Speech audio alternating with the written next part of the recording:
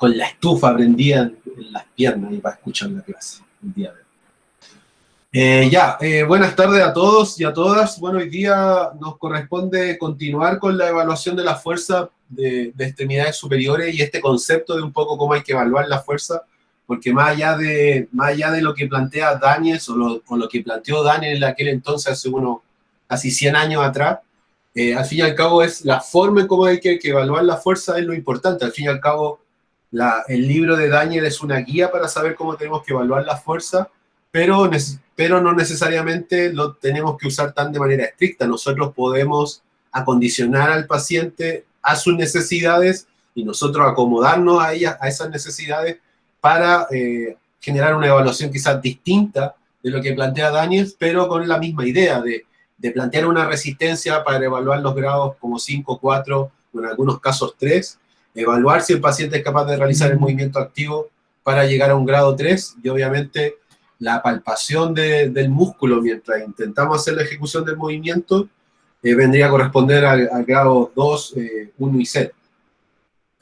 Entonces, la semana pasada, en la última clase, nosotros habíamos visto todo lo que correspondía a la evaluación de fuerza muscular del hombro.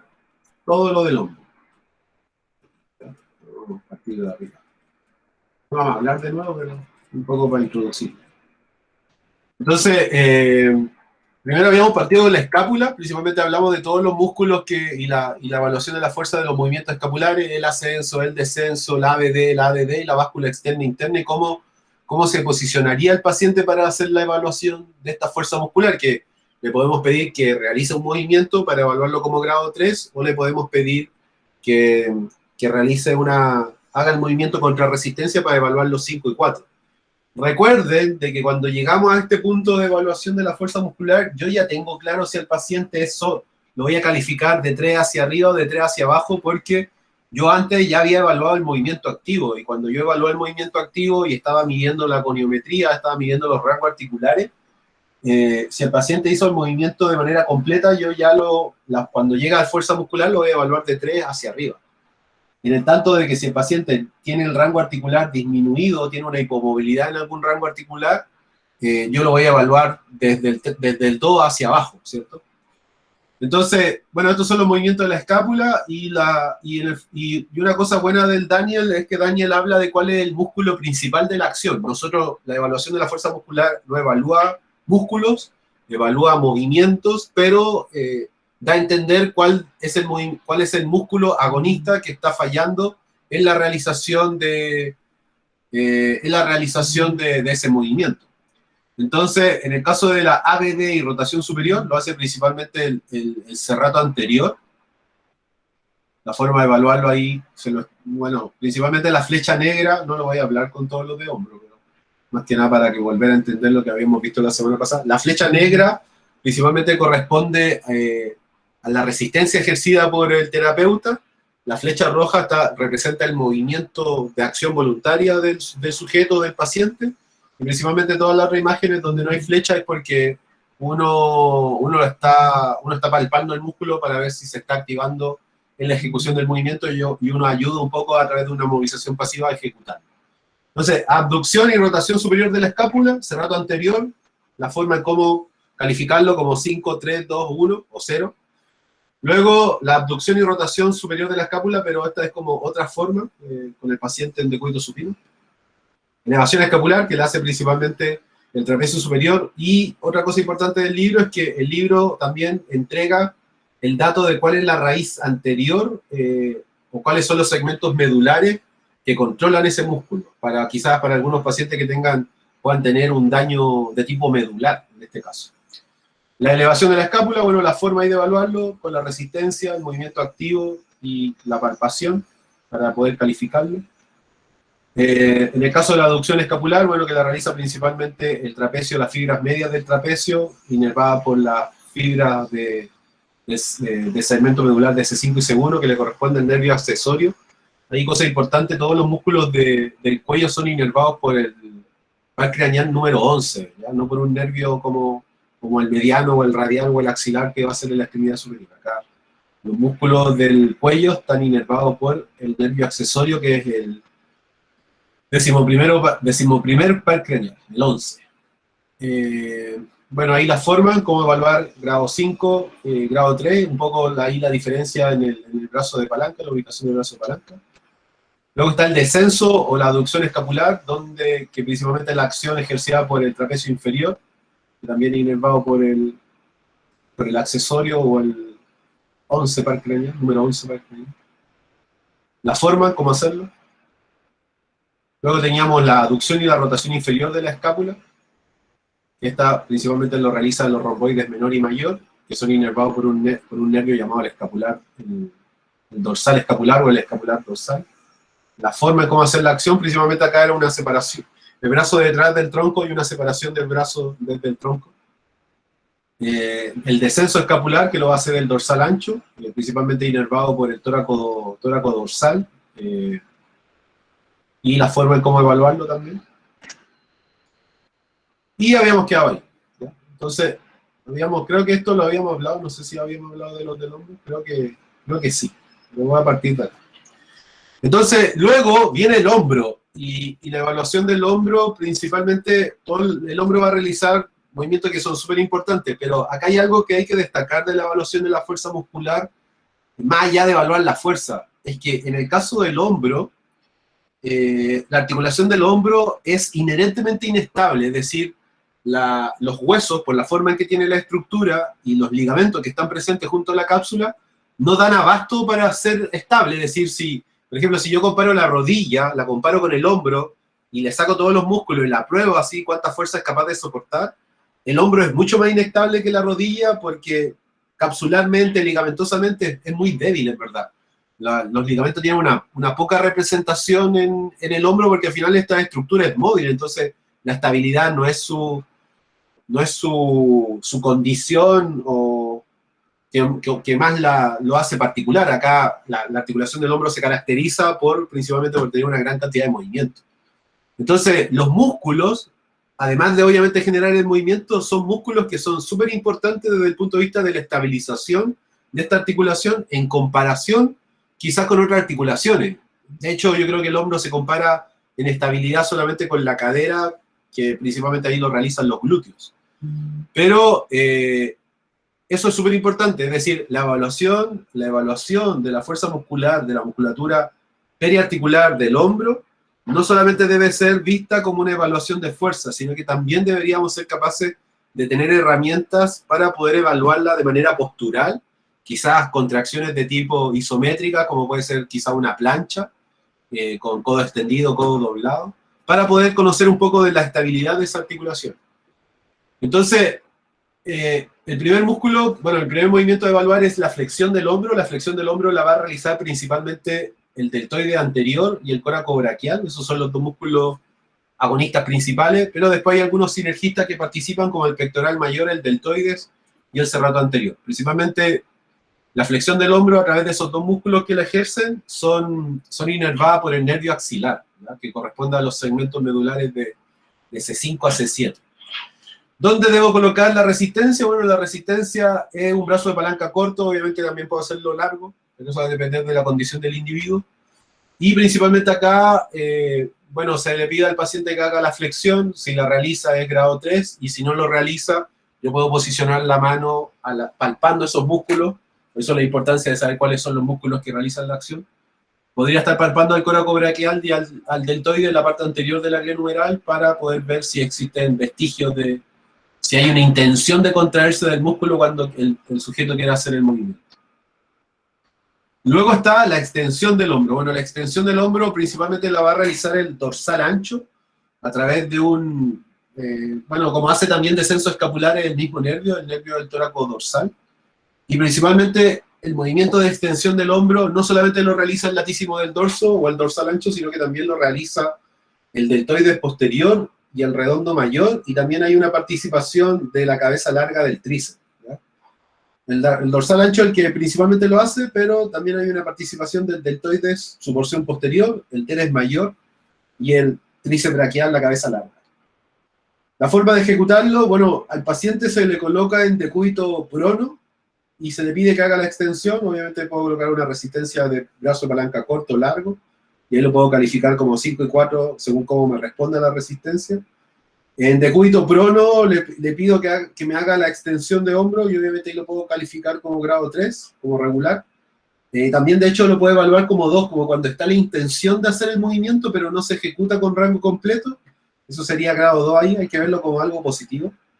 Y obviamente si el paciente es incapaz de realizar el movimiento activo, la palpación principalmente va en toda la cara posterior y lateral del tronco, en lo que corresponde al dorsal ancho.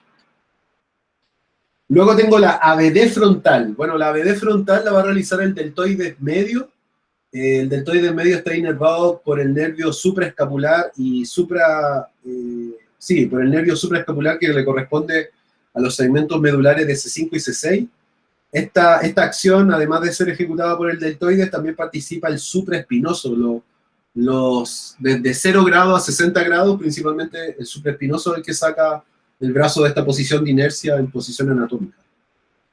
Bueno, la forma de evaluar es principalmente en una ABD frontal contra una resistencia. De hecho, esta forma es muy habitual también para evaluar el supraespinoso. Cuando un paciente tiene una rotura del supraespinoso, una tendinitis, se le hace hay una prueba clínica que se llama la de Jergason, si no me equivoco, que igual es lo mismo, en verdad. Bueno, la acción, que puede hacer la acción, corresponde a grado 3, y obviamente en grado 2 hay una alternativa de posicionar al paciente en decúbito supino y pedirle que haga la ABD, pero arrastrando la mano en la camilla. Entonces, eso lo puede ayudar para hacer un grado 2, y obviamente si no hay actividad muscular, tenemos que llegar a la palpación en una graduación 1 y 0. Acá en este caso, tenemos el grado 2 separado del 1 y 0, porque lo podríamos quizá ver cómo realiza el paciente a favor de la gravedad, no en contra de la gravedad como está haciendo acá en el 3. En el grado 3. Bueno, luego tenemos la abducción horizontal del hombro, que es el movimiento de ABD del hombro, pero en un plano transversal. Entonces, principalmente lo realiza el deltoides posterior y anterior. Bueno, si ABD lo realiza el deltoides posterior. Y el deltoide posterior principalmente está inervado por el nervio axilar, ¿ya? De hecho, las fracturas que son de cabeza de húmero, que lesionan a este nervio axilar, porque el axilar se envuelve en la cabeza del húmero, principalmente va a generar atrofia o pérdida de fuerza de este músculo, y obviamente en este movimiento va a estar alterado. Además del deltoide posterior, este movimiento lo realiza el infraespinoso y el teres mayor. De hecho, voy a colocarle una imagen ahí de cómo es el movimiento, porque se confunde uno cómo es. Esto es así. A ver, acá arriba. Ese movimiento de ABD a ABD horizontal era este. ¿Ya? ¿Se acuerdan cómo era?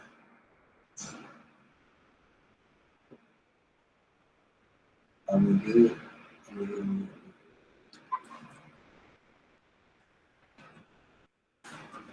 ¿Ya? Este es el movimiento que está aquí. Ese es.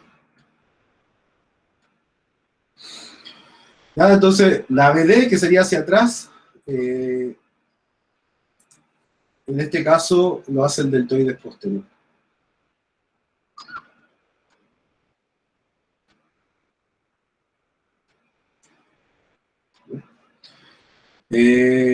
Pero también podría participar el infraespinoso y el redondo menor. ¿Cómo se evalúa esto? Bueno, el paciente se coloca en decúbito prono y se coloca la resistencia a la altura del codo.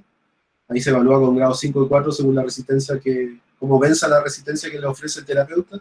Si realiza el movimiento sería grado 3, y si no lo puede hacer en decúbito prono, en contra de la gravedad, lo podemos posicionar sentado. Y también existe la alternativa de que el paciente pueda arrastrar la extremidad superior sobre una mesa en la búsqueda de esos vestigios de activación muscular de este deltoides posterior principalmente. Bueno, luego tenemos la aducción horizontal, que es el mismo movimiento que el anterior, pero ahora hacia adelante. Es decir, la flecha sería ahora para el otro lado.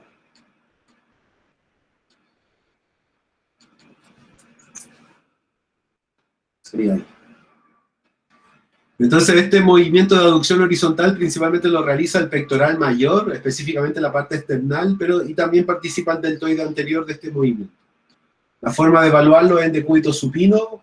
La contrarresistencia, la graduación 5 y 4 en la escala de Daniels se hace contrarresistencia, como la imagen 1. que el paciente haga el movimiento solo en contra de la gravedad sería grado 3. Y claro, después el paciente puede usar la mesa para arrastrar la extremidad superior en ese movimiento y nosotros, a través de la palpación del pectoral mayor, buscar los vestigios de contracción muscular. Luego tenemos la rotación externa. Bueno, la rotación externa del hombro lo hace el supraespinoso, el infraespinoso y el redondo menor, que en esta denominación llamada SIDS, que son los 3 músculos del manguito rotador que llegan al tubérculo mayor. Pero la acción principalmente la va a realizar el infraespinoso y el redondo menor. Entonces estos 2 músculos son inervados por el nervio supraescapular y además hay una participación a veces en la rotación externa del deltoide posterior, pero acá falta el infraespinoso, ¿no? El infraespinoso también hace rotación externa.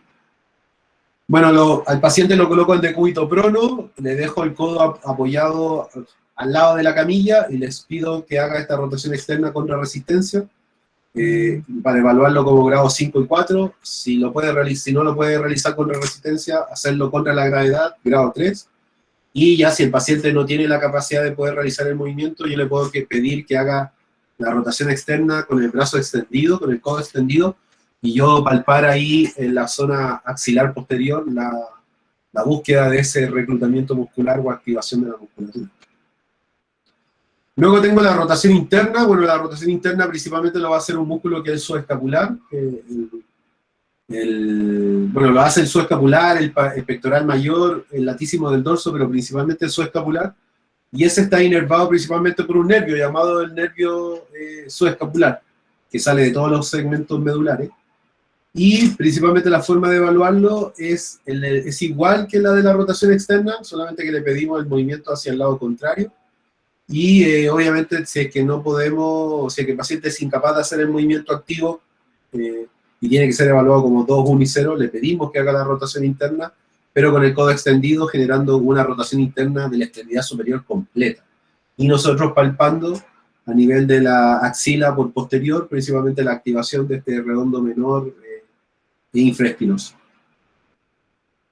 Bueno, luego viene la flexión del codo. Bueno, la flexión del codo principalmente la realizan 3 músculos, el bíceps braquial, el braquial, que está profundo del bíceps, y el supinador largo, también llamado, bueno, o el braquioradial. Hoy en día se habla más de braquioradial que de supinador largo. Braquioradial o antes llamado supinador largo.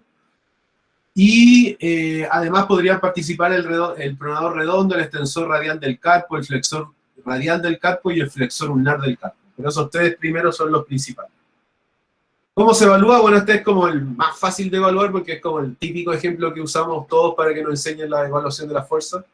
Entonces, grado 5 y 4 contra resistencia, obviamente ahí como lo muestra la imagen, le coloco la resistencia en la parte de la muñeca y el paciente tiene que hacer flexión de codo. Si no puede cumplir con la resistencia, sería la realización del movimiento de manera voluntaria. Y en el caso de un grado 2, 1 y 0, al paciente hay que colocarlo en decúbito supino para descartar la acción de la gravedad y está a favor. Y a través de la palpación, principalmente del pliegue de codo, uno puede ver, a la altura del pliegue de codo, podemos ver la actividad muscular de estos 3 músculos. Profe, dígame. ¿Ese es como el test de Speed o no? No hay que ver. Sí, es que muchos test clínicos, yo no me sé los test así como de memoria, pero muchos test clínicos son al final pruebas de fuerza muscular. Sí, de hecho el de Jergason es igual que el de Jergason es igual que una flexión de hombro.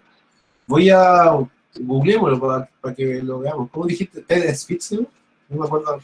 ¿Es Speed? No, dice, no me acuerdo. Sí, sí, es lo mismo de hecho, pero la diferencia, de hecho ahí está, la diferencia, Felipe, lo veía en esa imagen, ¿cierto? Es esa. Sí. Al final es una prueba de fuerza muscular, pero la diferencia está en que tú le pides, le solicitas hacer la prueba al paciente con el codo extendido. Oh, yeah. Y al pedirle que haga la flexión de hombro, porque acá no está haciendo flexión de codo, está haciendo flexión de hombro. Entonces, al pedirle una flexión de hombro con el codo extendido y tú colocarle la resistencia en la parte más distal de la extremidad superior, tú estás haciendo una evaluación de la cabeza larga del bíceps. Entonces, el test de Speed es una evaluación de fuerza muscular con ciertas características que me permite a mí hacer un diagnóstico de la cabeza larga del bíceps. Esa es la diferencia. Genial. Muchas gracias, profe. ¿Ya? Y por ejemplo, en el caso de Jergason, que está ahí escrito, Jergason también es una prueba de fuerza muscular, pero la diferencia con el que le mostraba recién de la imagen es que el paciente coloca el antebrazo en pronación, entonces le hacemos la resistencia en pronación, y la otra mano está palpando la cabeza larga del bíceps que pasa por el surco intertubercular. Entonces el paciente hace la fuerza, y si la cabeza larga del bíceps está alterada o tiene un problema, puede saltar en la corredera, o el otro obviamente puede doler ahí en esa zona. Entonces hay muchos test clínicos, y ahí vuelvo a insistir en la idea, hay muchos test clínicos que al fin y al cabo utilizan los principios de la evaluación de la fuerza muscular de daños para poder hacer su diagnóstico o entregar sus resultados. En el caso del test de Speed que me preguntaba el Felipe, al fin y al cabo es una prueba de fuerza muscular de flexión de hombro con codo extendido, con una palanca larga, y donde se evalúa principalmente la fuerza de la cabeza larga del bíceps. Y en el caso del test de Jergason también es una prueba de evaluación de fuerza muscular, con la diferencia que esta es de codo, es una evaluación de fuerza de codo, de flexión de codo, pero con el antebrazo pronado y con una palpación en la corredera bicipital para ver si la cabeza larga del bíceps está saltando en la corredera. Y de hecho hay otro test, vamos, hay uno, el test del supraespinoso.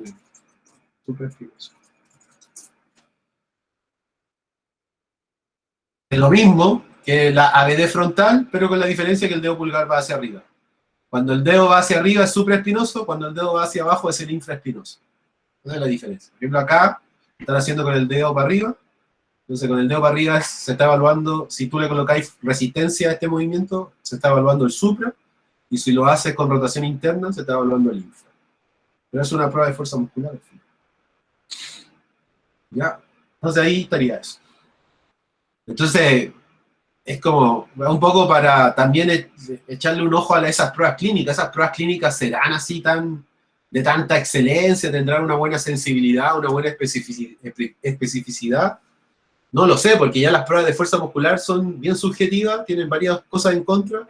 Por lo tanto, obviamente la experiencia, la expertise y esta mirada más global del cuerpo va a permitir poder hacer un diagnóstico y no ser tan cerrado en que el test es como... Porque al final el test yo le cambio el brazo de palanca, le cambio la ubicación de la resistencia y cambia ya el test, pues ya es otra cosa, está evaluando otra cosa.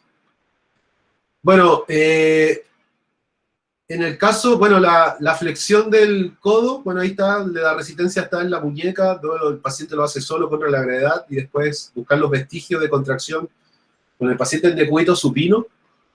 Pero existe la alternativa de solicitar al paciente de que lo pudiera acompañar de pronación y supinación. Y cuando le pedimos al paciente que le solicite pronación y supinación, ahí hay una mayor activación o una menor activación del supinador, principalmente cuando el codo está pronado cuando el codo está pronado, o el antebrazo está pronado y yo hago la resistencia en la muñeca, ahí se está evaluando más el supinador largo.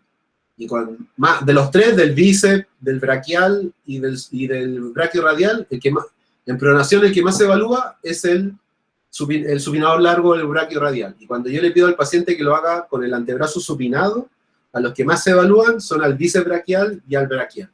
De hecho, no sé si usted, bueno, me imagino que alguno hace pesa y tiene que ver con esto, full de bíceps. Imágenes. No ver si...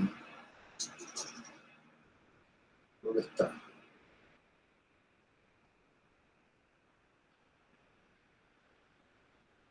Este sería una, pero hay otra tomada que es para el braquioradial. Braquioradial. Claro, sí. ¿Puede poner prono igual? No, claro, pues está en prono, pues, cuando tú estás ahí, entrenás en prono. Cuando tú haces pesas, si quieres trabajar el braquioradial, tú tienes que hacer la flexión de codo, pero con el dedo pulgar mirando hacia arriba, como muestra esta imagen. Pero si yo hago bíceps, así como muestra esta imagen, como con el dedo pulgar hacia arriba. Ahí se trabaja principalmente el braquioradial con pesas. Pero si yo hago pesas de esta manera, hay una menor activación del braquioradial, porque el que está haciendo la flexión del codo es el bíceps y el braquial al final. Entonces, no sé si hay una, es que no hay una imagen de mancuerna hacia arriba. Bueno, acá, si yo lo hago con la mancuerna hacia arriba, braquiorradial, si lo hago con la mancuerna lateral, el bíceps y el braquial. Entonces tiene que ver con eso. Entonces, si yo le pido, yo hago la resistencia en pronación, hay una mayor activación del braquiorradial, y si yo hago la activación en supinación, hay una mayor activación del bíceps braquial en este caso. Porque el braquial siempre hace la pega por igual. El braquial, como un músculo profundo, participa en los dos, tanto pronado como supinado. Pero el componente de pronación y supinación del antebrazo genera una mayor activación del braquiorradial, en el caso de la pronación, y del bíceps braquial en el caso de la supinación. Luego, extensión del codo. Bueno, la extensión del codo la va a realizar el tríceps braquial, principalmente todas las cabezas, la cabeza larga, la intermedia y la larga, la lateral y la medial, la intermedia en la larga. Bueno, este nervio está inervado por el nervio radial, que le corresponde son los segmentos de C5, C6, C6, C7 y C8, perdón. Y principalmente la forma de evaluarlo es también con el paciente en decúbito prono, acostado en el borde de la camilla, le pedimos que haga la extensión del codo, le colocamos la resistencia en la muñeca, obviamente ahí se evalúa como 5 y 4 con resistencia. Si es incapaz de hacer la resistencia, le solicitamos que haga el movimiento solo de extensión, sería grado 3. Y en el caso de si estuviera deficiente, si era incapaz de hacer el movimiento activo, la palpación iría a la altura del olecranon y le ayudamos a hacer el movimiento del paciente para evaluarlo como grado 2, 1, 0.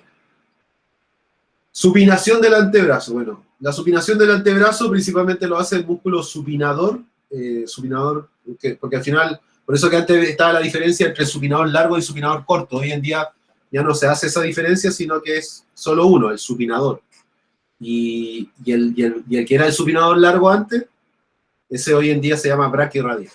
Entonces, el músculo que hace supinación es principalmente el supinador, y el que ayuda es principalmente el bíceps braquial y el braquiorradial. Ahí nos nombran al braquiorradial. Él también ayuda en la supinación. Bueno, ¿cómo se evalúa esto? Al paciente lo colocamos en supino, porque hay varias formas. Podría ser al paciente lo colocamos en posición supina de codo o de antebrazo y le pedimos que haga antebrazo. Le pedimos al paciente que haga, lo dejamos supino y le pedimos que él le gana la resistencia que le colocamos nosotros mientras hace esa pronación. O sea, perdón, lo dejamos en supinación y él al fin y al cabo le hacemos un test de resistencia. Lo dejamos en supinación y lo intentamos sacar de la posición. O la otra es que lo colocamos en pronación y le pedimos a él que lo colocamos en pronación y le pedimos que él haga, mueva la resistencia que nosotros le ofrecimos en contra de esa supinación que él tiene que hacer. Se puede hacer de varias formas, puede colocarse la resistencia a la altura de la muñeca o también la resistencia se puede colocar así como cuando damos las manos, como con palmas estrechadas. Obviamente grado 3 significa que el paciente tiene que ejecutar el movimiento por él solo, partir desde la pronación y hacer la supinación completa. Y en el caso de grado 2, 1 y 0, que hay que palpar los vestigios de la actividad, principalmente el paciente debe quedar el prono y nosotros lo ayudamos a que pueda hacer la supinación y palpamos ahí el músculo supinado. En el caso de la pronación, bueno, la pronación la hacen dos músculos, un músculo superficial que es el pronador redondo y un músculo profundo que está en la epífisis distal del antebrazo, o en la parte distal del antebrazo, que es el pronador cuadrado, ¿ya? Este movimiento de pronación está inervado principalmente por el nervio mediano. La supinación también le corresponde la supinación la hace el radial, y el músculo cutáneo, y en el caso de la pronación principalmente la va a hacer el nervio mediano, con su músculo pronador redondo y pronador cuadrado inervado. Bueno, es lo mismo que el anterior, pero ahora el paciente tiene que hacer pronación, pues entonces lo podemos dejar en pronación y sacarlo lo podemos dejar en pronación y sacarlo de la posición, o que él haga desde la supinación, haga todo un recorrido hacia la pronación con una resistencia. Ejecutar el movimiento sería grado 3 y los vestigios sería palparlo y ayudarlo a ejecutar el movimiento. Luego está la flexión de la muñeca. Bueno, la flexión de la muñeca principalmente la hace el flexor radial del carpo y el flexor ulnar del carpo, que son dos músculos que están en la cara anterior del antebrazo, y todos los restos de los músculos que están en la cara anterior del antebrazo palmar largo, flexor superficial de los dedos, flexor profundo de los dedos, aductor largo del pulgar y flexor, el flexor del hallux ayudarían a, del hallux, perdón, no del hallux, del dedo, del primer dedo, del dedo pulgar, el flexor largo del dedo pulgar también ayudarían en esta flexión de la muñeca. Entonces, la forma de hacerlo es principalmente la resistencia que se coloca en las manos o en los metacarpianos y le pedimos al paciente que haga la flexión, podemos quebrar la posición o que él empuje la resistencia.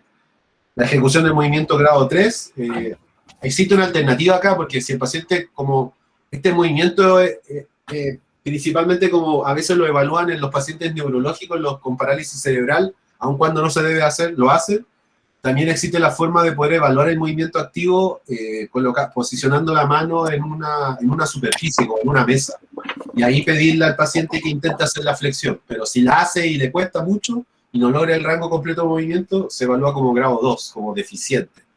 Y obviamente palparle la musculatura que es de la cara anterior del antebrazo, de la muñeca, ahí como cerca del túnel carpiano, podríamos buscar los vestigios de contracción si el paciente no puede hacer el movimiento por sí solo.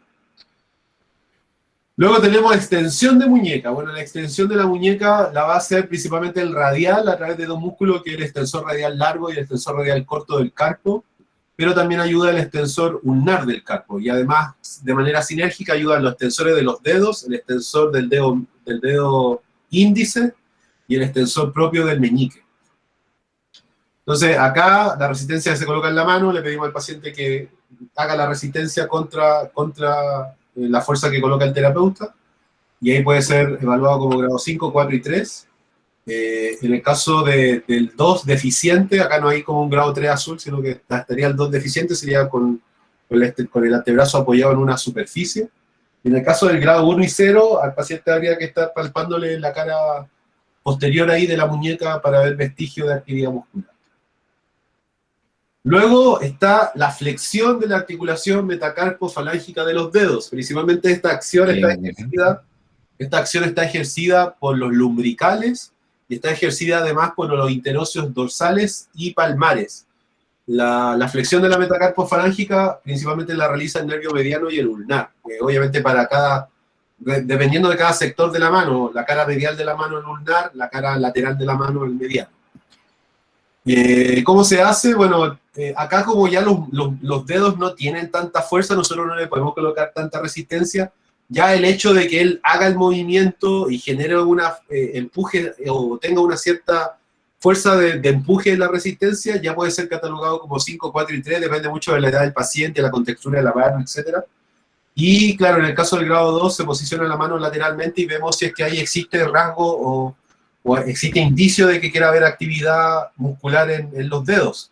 Y la palpación principalmente se realiza entre los metacarpianos, que ahí es donde están los lumbricales y los interóseos. La extensión de la metacarpo-falángica lo realizan los extensores de los dedos, lo realiza también el extensor del índice, que tiene uno propio, y el extensor del propio del meñique.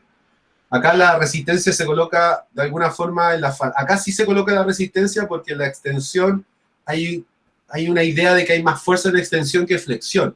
Y acá principalmente la resistencia se coloca en la cabeza de la falange proximal, obviamente si es que el paciente no puede empujar la resistencia, se le solicitará solamente el movimiento solamente en contra de la gravedad para evaluarlo como grado 3. Y la falta del movimiento de extensión de la metacarpo-falángica va a tener que llevar a la palpación de los músculos lumbricales, interóseos, dorsales y palmares o anteriores, entre los metacarpianos principalmente, para ser evaluado como 2, 1 y 0. Luego viene la abducción de la articulación metacarpo-falángica. Bueno, la abducción de la articulación metacarpo-falángica también la van a realizar los interóseos, en este caso lo realizan los interóseos dorsales. ¿Ya? Los interóseos dorsales son los que hacen la ABD, y los interóseos palmares o anteriores son los que realizarían la aducción de la metacarpo-falángica. ¿Ya? Y en el caso del dedo pulgar tiene su abductor y aductor propio. Entonces, principalmente es la fuerza que tienen los pacientes para poder abrir los dedos. De hecho, se puede evaluar con un elástico a veces. con un elástico estos de billete entre medio de los dedos, a ver si los puede abrir. Y obviamente la acción es abrir los dedos si queremos evaluarlos como grado 3, y la falta de la realización del movimiento va a llevar a la palpación principalmente entre los metacarpianos para poder sentir vestigios de activación muscular de esos interóseos dorsales. Bueno, en el caso de la flexión,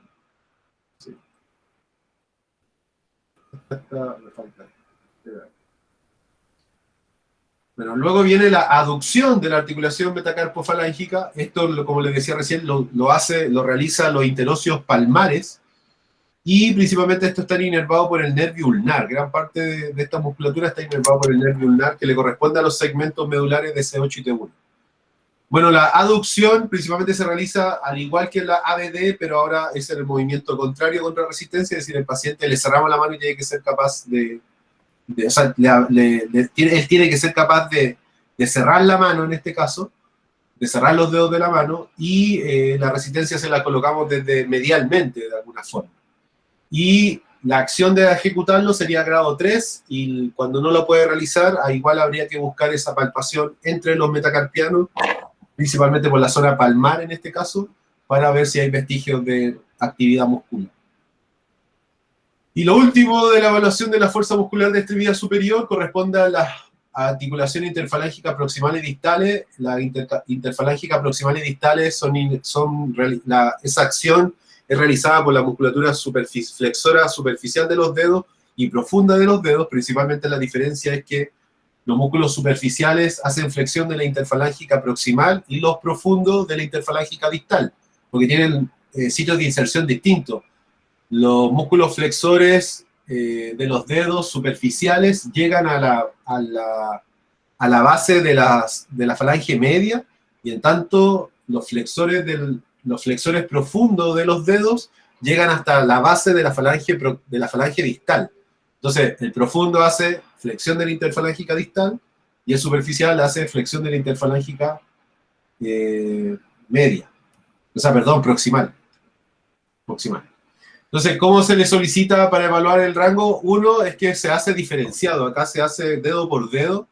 Entonces, los otros dedos deben como mantenerse en extensión, y le pedimos a ver si el paciente es capaz de ejecutar la flexión tanto de la interfalángica proximal como de la distal, y le puedo ofrecer cierta resistencia, pero ya la ejecución del movimiento contra la gravedad es suficiente. Y si es que el paciente es incapaz de realizar el movimiento, obviamente se tiene que palpar toda la zona que corresponde ahí al túnel carpiano. Entonces, la única diferencia entre la interfalángica proximal y distal es principalmente que en la distal, obviamente, buscamos el movimiento de esa distal y generamos una fijación más desde la falange media. Bueno, ahí está extremidad superior. Ha sido un trabajo gigante colocar esas imágenes y ordenarlas de la forma en que lo ordené. Entonces, yo no me voy por temas de tiempo, porque al fin y al cabo, esto yo se lo voy a mostrar de manera práctica. Nosotros las evaluaciones de fuerza muscular las vamos a hacer en la clase ahí presencial. Vamos a hacer cada uno de los movimientos y lo vamos a evaluar, y le vamos a colocar nota ahí al que haga de paciente. Entonces, todo lo que corresponde principalmente a evaluación de fuerza muscular de extremidad inferior, échenle una mirada al libro. Yo más que nada lo que quería, de hecho, que es algo nuevo, porque como les comentaba, esto antes no estaba en la presentación, yo lo agregué en la idea un poco de que pudieran visualizar cómo se hacen las técnicas, pudieran entender cómo se hacen, y obviamente también hacerle significado a lo que significaba la flecha roja y la flecha negra en el libro. Pero todo lo que es extremidad inferior, ahí van a tener que hacer lectura propia del libro y un poco mirar, obviamente, los movimientos más importantes: flexión de cadera, extensión de cadera, BD de cadera, flexión de rodilla, extensión de rodilla, dorsiflexión y plantiflexión, que son los movimientos más importantes de extremidad inferior, y donde obviamente importa no solamente la forma en cómo se realiza un poco la técnica, que en verdad no tiene mucha ciencia.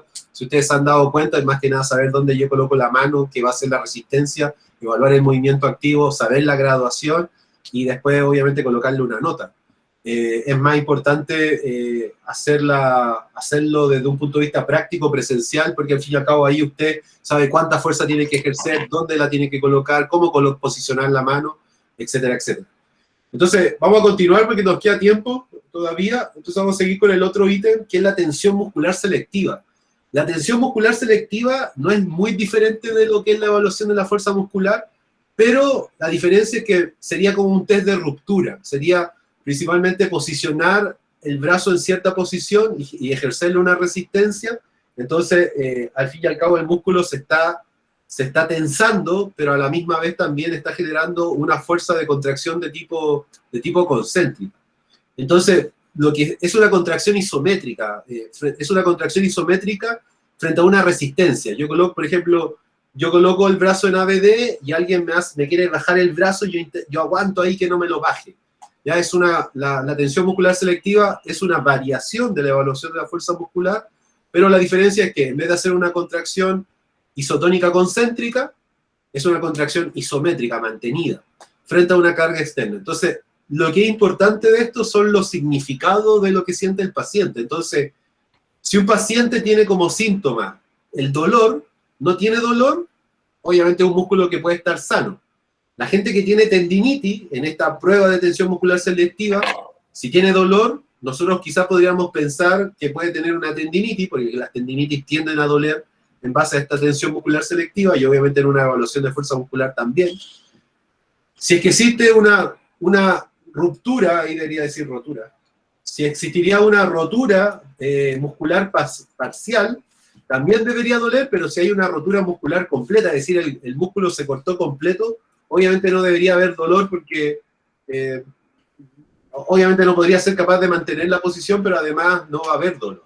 Entonces, la presencia de dolor en las pruebas de fuerza muscular, siendo de la forma en que sea contra resistencia o test de ruptura, cuando duele, ustedes lo tienen que relacionar quizás con un diagnóstico de tendinitis, que el tendón está inflamado, está pasando por un proceso inflamatorio, y en el caso de que también duela, podrían ustedes pensar que quizás hay una rotura muscular parcial, que el músculo está con una especie de micro desgarro o un desgarro completo, en verdad.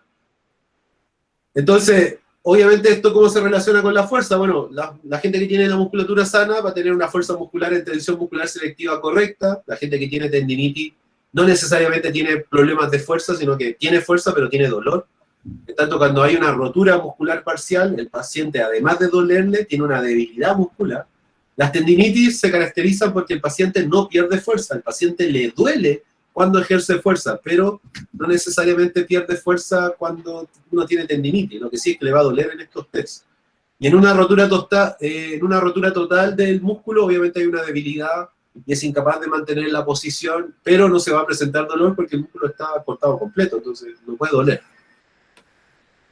Entonces el siguiente ítem del que viene lo vamos un poco más introducir, lo voy a introducir más que para mañana, y mañana ya de acá le damos a lo que queda de la presentación y terminamos estas clases online, cátedra que hemos hecho. Entonces, el siguiente ítem es la evaluación neurovascular. Y uno podría decir, ¿por qué la evaluación neurovascular en los pacientes traumatológicos, o ortopédicos está al final, siendo que algo es importante? Porque no es lo más importante de evaluar en este tipo de pacientes. Es decir, es un ítem importante de evaluar, pero no es el ítem más importante en un paciente con alguna alteración ortopédica o traumatológica. De hecho, la evaluación neurovascular es una evaluación que está más relacionada, obviamente, con aquellos pacientes con una mirada más neurológica. Entonces, este ítem, que es la evaluación neurovascular, está sacado de un libro. Felipe, ahí te encargo. ¿Dónde está?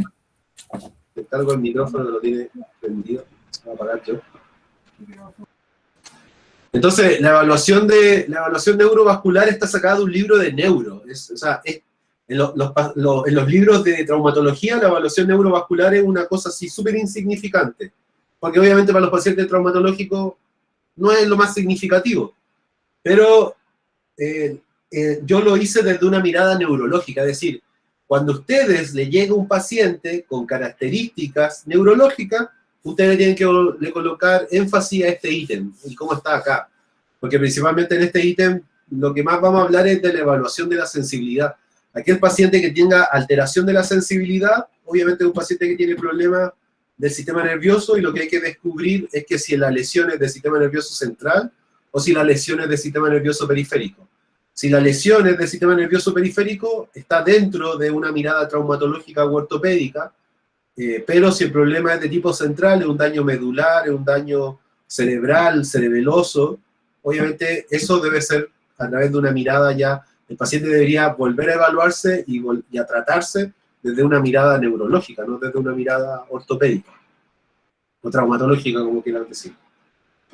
Entonces, la valoración neurovascular, el término neurológico, ha sido utilizado para abarcar las pruebas y métodos utilizados bajo este título. Pero, en verdad, hoy en día se habla de neurovascular porque los vasos sanguíneos están relacionados obviamente, con los nervios. Casi la mayoría de las veces, tanto lo nervioso como lo vascular van juntos, principalmente en las extremidades superiores e inferiores. Entonces, si hay un trastorno vascular, por ende, siempre hay un trastorno neurológico, y cuando hay un trastorno neurológico, tiende a haber un trastorno vascular.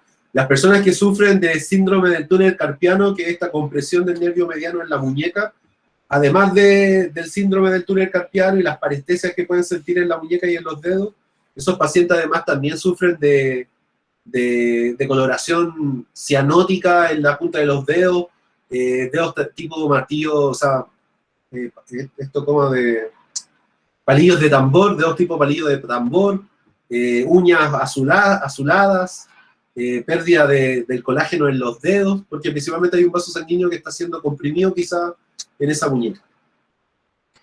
Entonces, una examinación neurovascular completa estaría más relacionada, como les decía recién, con la misma área que estamos evaluando. Es decir, si es que vamos a evaluar un paciente desde una mirada neurovascular, en verdad ya hay que dejarlo entonces de verlo como traumatológico y hay que verlo desde esta línea neurovascular. Entonces, principalmente ¿cuándo van a evaluar, o de qué se trata una evaluación neurovascular? Principalmente es evaluar los reflejos, es evaluar la neurodinamia, que es la elasticidad de los nervios. Hay que evaluar la debilidad muscular, pero ya no como fuerza muscular, sino como que quizá un nervio es el que no está entregando el potencial de acción para que ese músculo se contraiga. Pero lo más importante, o como uno que nos va a entregar mucha información, yo creo, para poder saber si el diagnóstico es del sistema nervioso periférico o del sistema nervioso central, es obviamente la sensibilidad cutánea, porque con la evaluación de la sensibilidad cutánea tengo casi toda la información para poder saber si este paciente puede seguir en un tratamiento traumatológico o lo tenemos que ver, o lo tiene que ver un neurólogo. Entonces, lo que corresponde a los reflejos, deberíamos saber evaluar los siguientes reflejos: el del bíceps, el del tríceps, el rotuliano, el gemelar y el plantar. ¿Por qué? Porque esos reflejos se relacionan con la indemnidad de esos segmentos medulares. Cuando el paciente tiene bien el reflejo del bíceps y del tríceps, significa que los segmentos de C5 y C6, en el caso del bíceps, estarían intactos, y en el caso del reflejo tricipital, los segmentos medulares de C6 y C7 están indemnes también. Podría servirnos para, por ejemplo, diagnosticar a un paciente de una paraplegia o una tetraplegia. En el caso del tendón rotuliano, principalmente lo que estamos evaluando son los segmentos medulares de L3 y L4, y en el caso del gemelo, del tendón gemelar, que es un golpe en el tendón gemelar y en el plantar, estaríamos evaluando ahí la indemnidad de los segmentos medulares de C1 y S2. Entonces la valoración es 0 ausente, 1 más disminuido, 2 más normal, 3 más aumentado y 4 más sería clonus. 3 más sería hiperreflexia, y 1 más sería hiporreflexia, y 0 sería arreflexia. Ahí se lo voy a agregar. 0 entonces sería arreflexia, 1 disminuido sería hiporreflexia, 2 más sería normal, 3 más aumentado, y eso sería hiperreflexia. Eso sería diagnosticado. Bueno, en el caso de neurodinamia, neurodinamia es una especialización, hay que ir a estudiar con un australiano, hay que estar 5 días en clase para que te enseñen neurodinamia. Pero un ejemplo de neurodinamia, el signo de la Sech. El signo de la Sech es esta prueba para saber si sirve para evaluar la ciática. O, por ejemplo, voy a colocarle ahí un signo del mediano, para que sepan, para que un poco lo visualicen. Pero eso ya es un área de especialidad de la neurodinamia. Voy a colocar una imagen para que lo entiendan. Sería... Ya está prueba, ¿cierto? Ahora vamos a guardar imagen como GIF. Pero en el escritorio.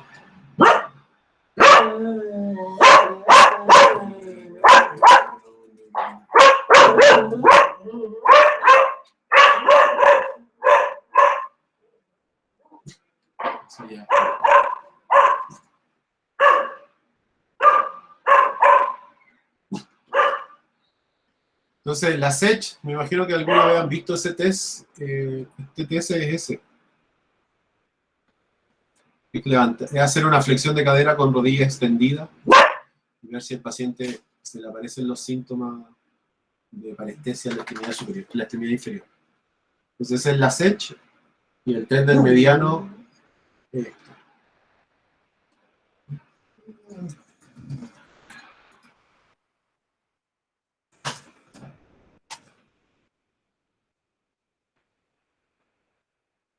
Este sería, por ejemplo, un test del mediano.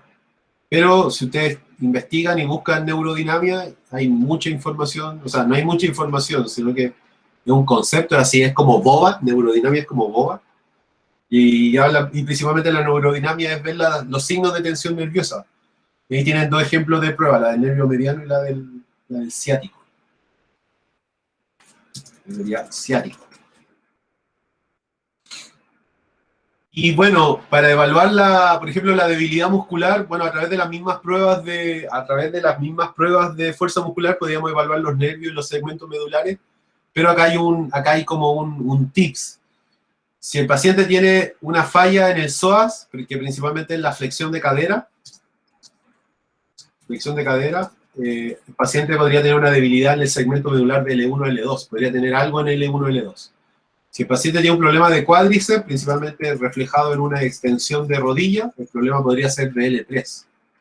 El paciente tiene un problema de dorsiflexión del tobillo,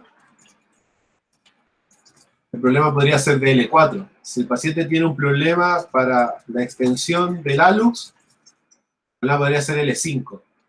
Si el paciente tiene problemas para la flexión del hallux, el paciente podría tener un problema en S1.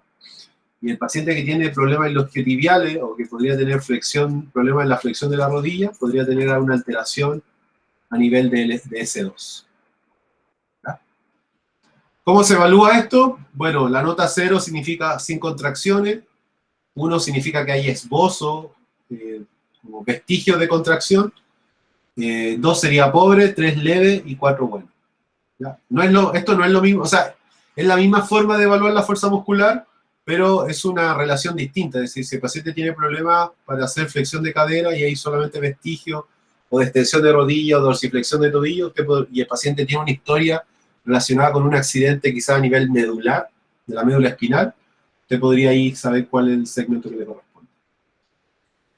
Bueno, y lo último, y lo voy a dejar hasta acá el día de hoy, es la sensibilidad. Y desde la sensibilidad es donde más podemos encontrar información para poder saber cuál es la diferencia entre un trastorno del sistema nervioso central o periférico. Entonces, cuando hablamos de sensibilidad, principalmente vamos a evaluar la propiocepción, la información sensitiva de tipo termoceptiva, que es temperatura y dolor, y el tacto grueso y el tacto fino. Eso es lo que principalmente se evalúa cuando hacemos una sensibilidad cutánea. Pero para no hacerlo más extenso que lo del día de hoy, lo dejamos hasta aquí. Y ya mañana yo le pego lo último, que son unas cuantas diapos más. Serán como unas 40 diapos más y con eso cerramos ahí la presentación.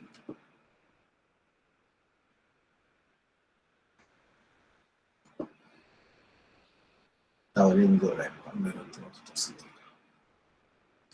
Ya chicos, entonces